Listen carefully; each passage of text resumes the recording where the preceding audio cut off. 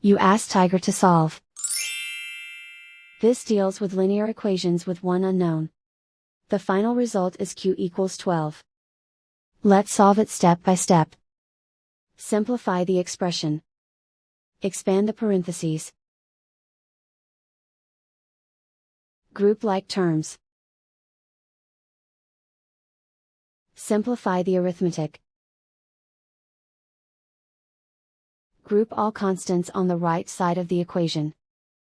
Subtract 12 from both sides. Simplify the arithmetic.